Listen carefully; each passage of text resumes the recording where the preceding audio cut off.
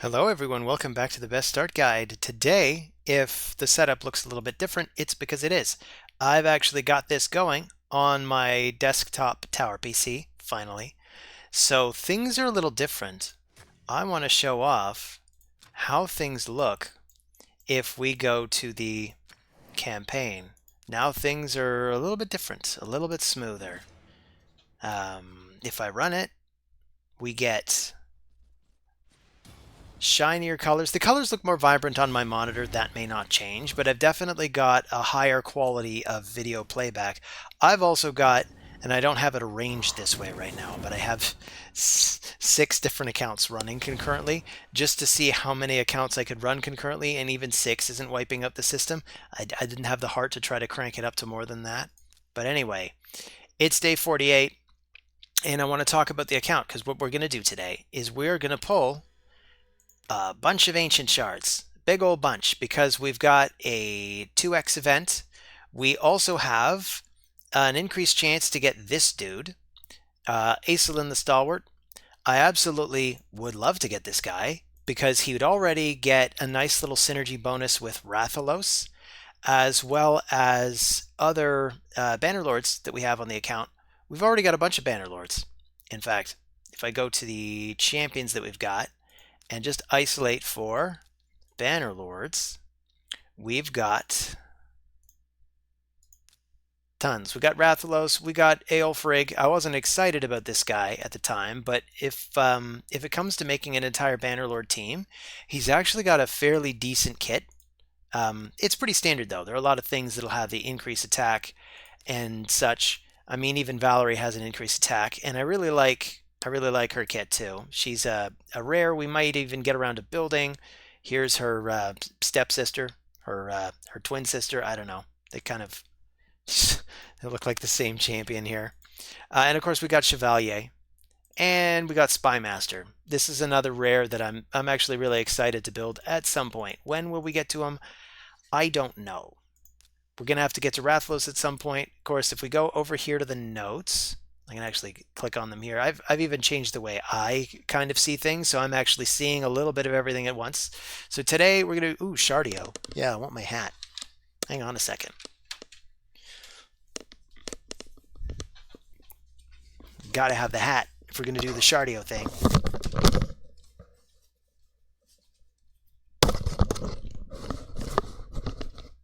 Because I'm gonna pull the shards momentarily. Just kind of want to make sure everything looks right. Pull up the thing here. It's kind of concealing my eyes. I think I can live with that. Actually, no, I can't. I don't want to be. I don't want to be at the point where I can't see the monitor properly when I'm running everything for you guys. So I do apologize for the kind of disheveled way I'm presenting this one, but I wanted to get everything working, and I'm really pleased with the. I'm really pleased with the resolution and playback and everything. I think this is going to look better on YouTube. I don't know. I don't know if it's going to look better than my videos or not, because I'm still very small, just in terms of size in where I am, like just sort of like the edges of the screen here. But anyway, we need more space. That's one thing we need. So I'm going to need 30 more so I can pull all 36 of these. And I was considering then, what do I do? Do I go for this? This is 100 gems or 1,000,000 silver.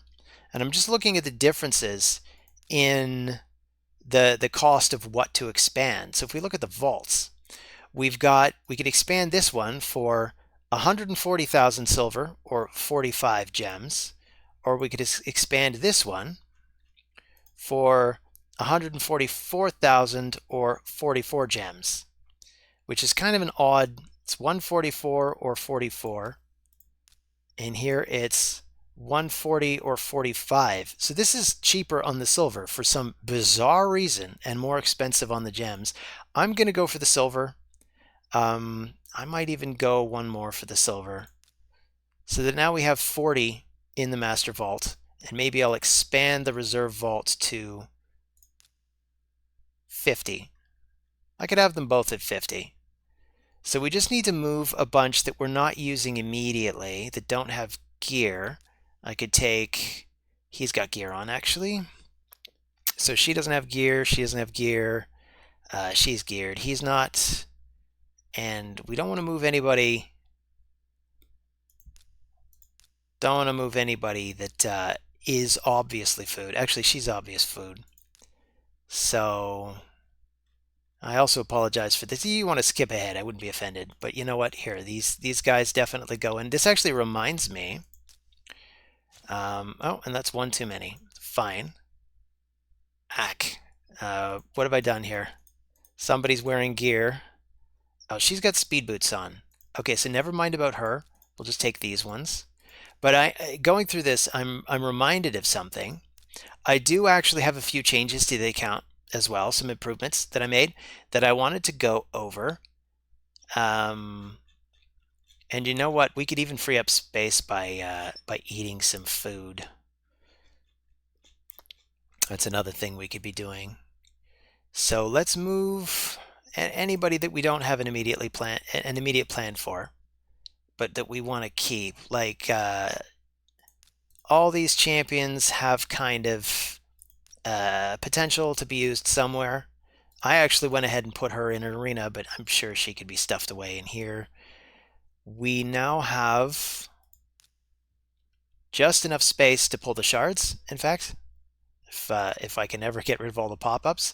So 36, actually we need 10 more, don't we? Don't we? So we'll go to the tavern, and I'm just going to process a few more of these. We could eat these too. We're going to need more twos at some point.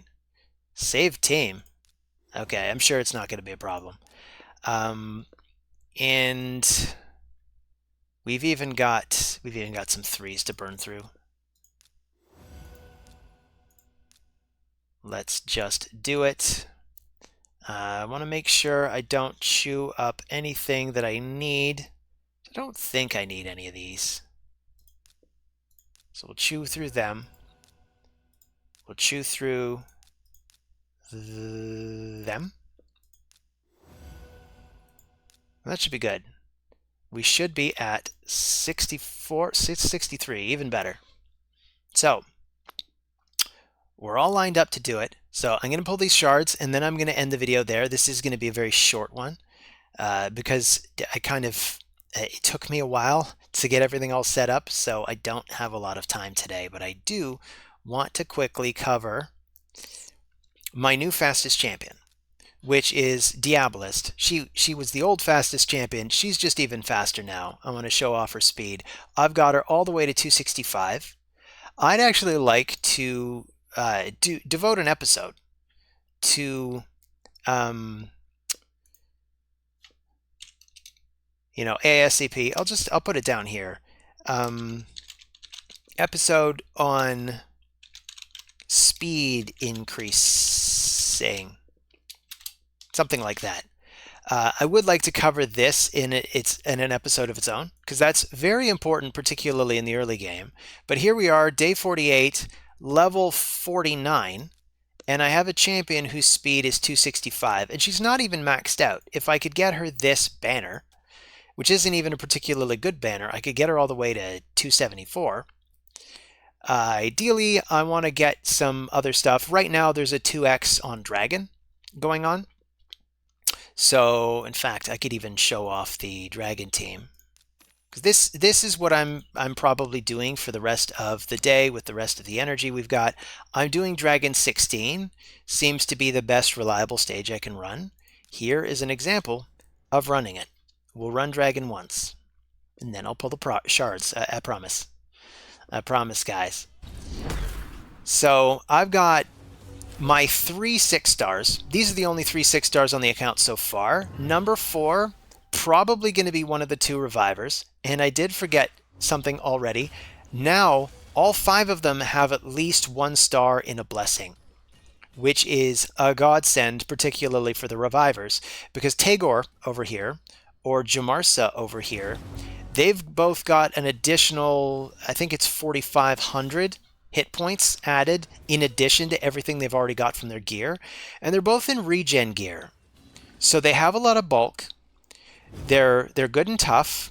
and they regenerate a lot of health every time they get a turn. I gave both of them the goodness. I'm remembering the name of the blessing, but I'll show you after. It's the one that gives you a little bit of healing whenever the shield drops. So anytime Tagore uses his revive, for instance, he puts a big shield on top of anybody. But Jamarsa also has a blood shield accessory. If you've been participating in CVC events, you probably have a couple of those. So if you happen to have a support champion who has a blood shield accessory available, it's a very good blessing for it. I wish I could remember the name of it. I think it's Emergency Heal is the name of the blessing. It's new. It replaced one of the old blessings that I guess people weren't really using. They can't have been using it because I can't even remember for the life of me what it was before it became Emergency Heal. Now you're seeing a lot of Emergency Heals in the arena on champions like Duchess.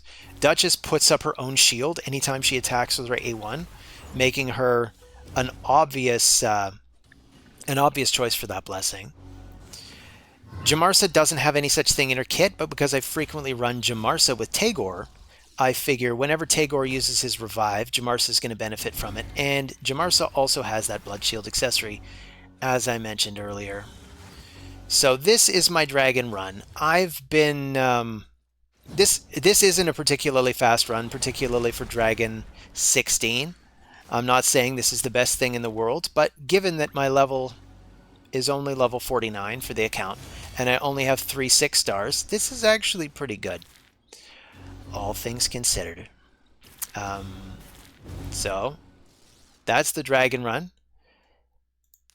We even got a speed piece. This is what I like to see. So basically, once I get enough of these, I'm going to roll them all up. I'll see who my new fastest champion is, but it's going to allow me to make everybody faster.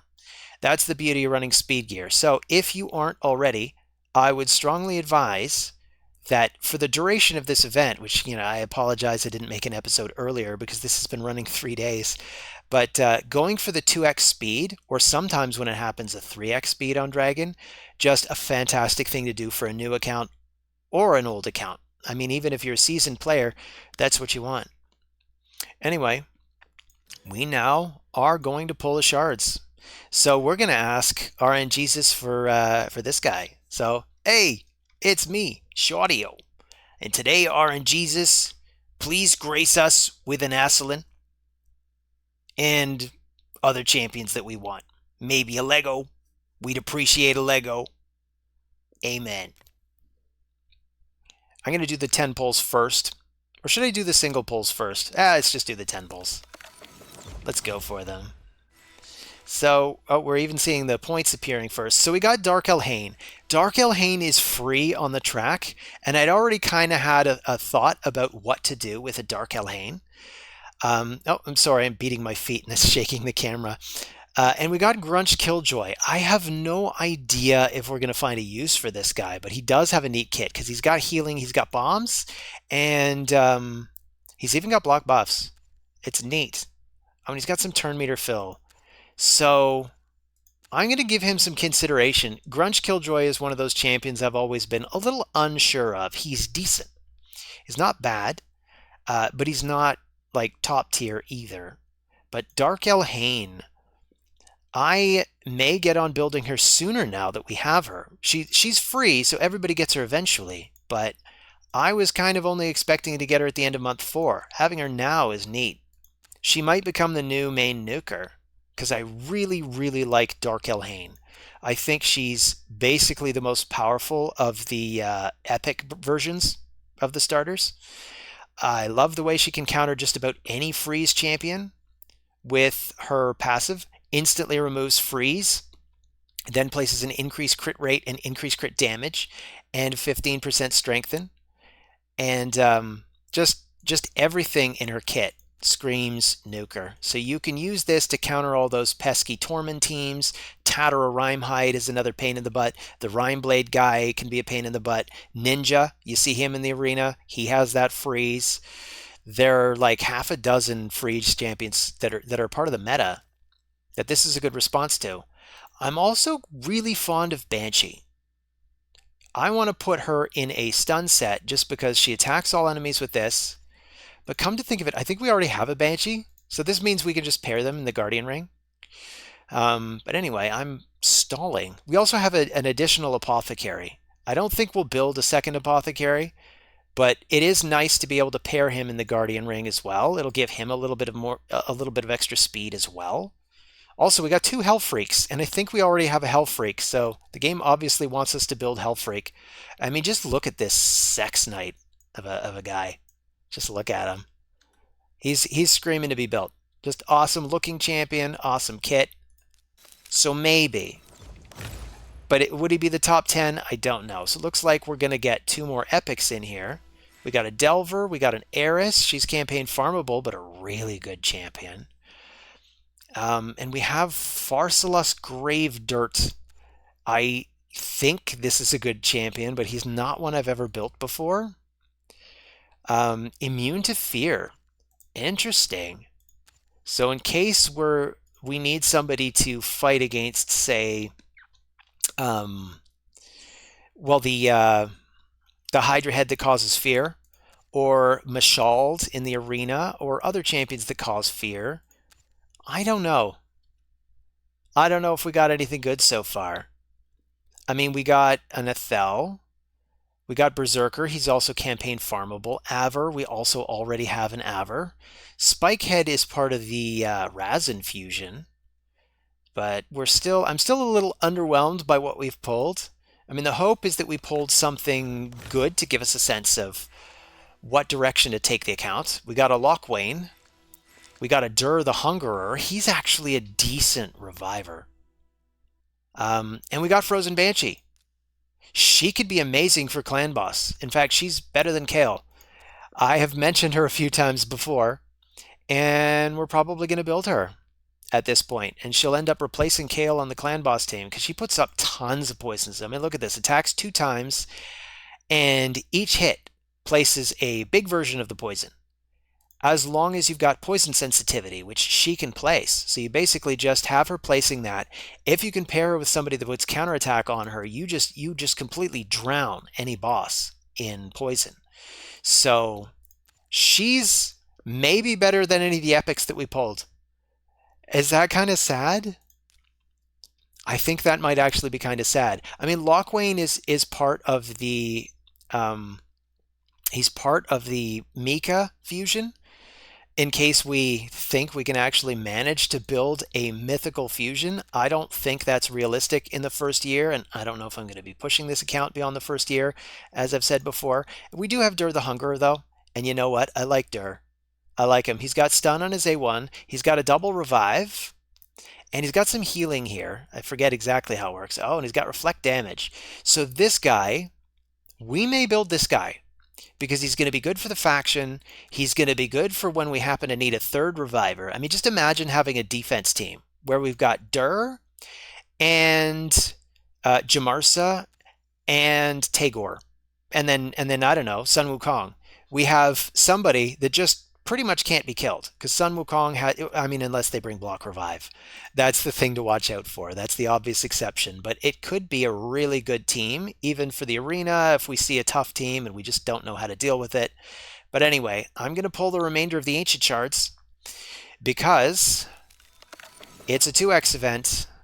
We want to see if we can hit that mercy and get something good. We got Acolyte. He's actually decent. He can remove all debuffs from all allies. He places... no, maybe it's only when you ascend him that he also places block debuffs. And he's got a lower cooldown than Spirit Host. So he might replace Spirit Host. Although I don't know. He doesn't really have that aura. Ally attack in arena battles by 30. Oh, maybe that aura is better. Anyway, I'm going to quit stalling. You see what RNGesus gives us? We got, ooh, I love this guy. We got Shadowbow Tierlach. He's defense-based, so he's going to be really good on a team with, say, Hoskarol and Shield Guard. That's not bad.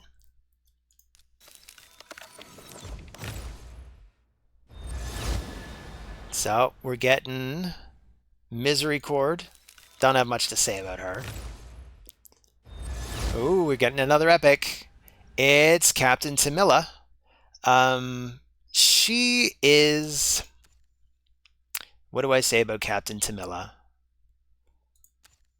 I mean, she's not really anything special, is she? We already have champions that can bring out the increased defense. Hoskarol, for example, can do it, and he's immune to stuns and stuff like that. So, do we have a use for Captain Tamilla? Dunno. So we got Boltsmith. Don't have much to say about him. And here's the last one. What are we getting? It's another rare. It's another Master Butcher. You know, I do like Master Butcher. Having 3 of him, honestly, you can use 3 Master Butchers against enemy waves to make your party basically invincible. So I'm kind of tempted to do that, at least in Faction Wars.